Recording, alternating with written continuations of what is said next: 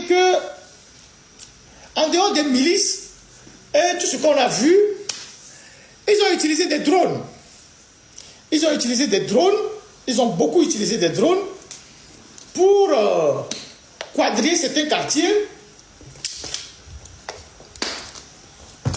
collecter des images qui leur permettaient de revenir plus tard, enlever les jeunes dans les quartiers. S'il vous plaît, tapotez un peu le live au niveau de, et partagez au niveau de TikTok, parce qu'ils sont en train de le signaler. Donc, ils ont utilisé des drones, vous avez certainement vu les drones dans les quartiers, ils ont utilisé des drones contre les manifestants pour essayer de localiser les manifestants. Je ne sais pas si ces drones étaient équipés de caméras de reconnaissance faciale, je n'ai pas encore la preuve, mais en dehors des drones, ils ont utilisé des choses plus graves que les drones. Et vous savez, le pays s'est équipé de beaucoup de matériel. Et sous le prétexte de lutter contre le terrorisme, ils ont investi énormément dans le matériel d'écoute, dans les caméras de surveillance, dans tous les systèmes qui leur permettent de contrôler les Togolais. Et c'est dans cette optique-là qu'ils avaient acheté le Pegasus. Le Pegasus, en l'achetant, ils ont dit qu'ils vont l'utiliser pour la lutte contre le terrorisme. Mais ça n'empêche qu'ils l'utilisent plus contre les civils que pour les terroristes. La preuve, quand les terroristes veulent attaquer, ils ne sont jamais au courant. Après, c'est pour venir dire que c'est Ferdinand qui est dans son exil quelque part et qui dort chez les gens, qui a les moyens de financer les terrors, les barbus. Vous voyez les limites de leur complotisme. Vous voyez ça? Et donc, le matériel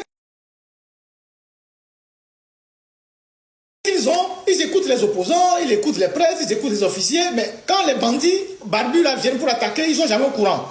Voilà. Et donc, ils ont acheté les drones, tout ça, ils ont des caméras de puissance très très très forte.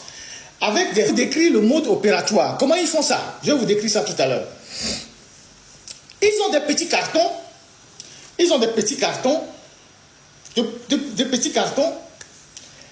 Et ils viennent dans les quartiers où il y a des manifestations et ils déposent le carton soit à côté d'une poubelle, soit sur un tas d'ordures ou soit sous un arbre. Et eux-mêmes, ils s'éloignent du carton. Ils ne vont pas trop loin, ils sont à côté pour surveiller le carton. Parfois ils sont 2, parfois ils sont 3. Ils déposent par terre des cartons. Et dans ces cartons-là, il y a des caméras d'une résolution incroyable.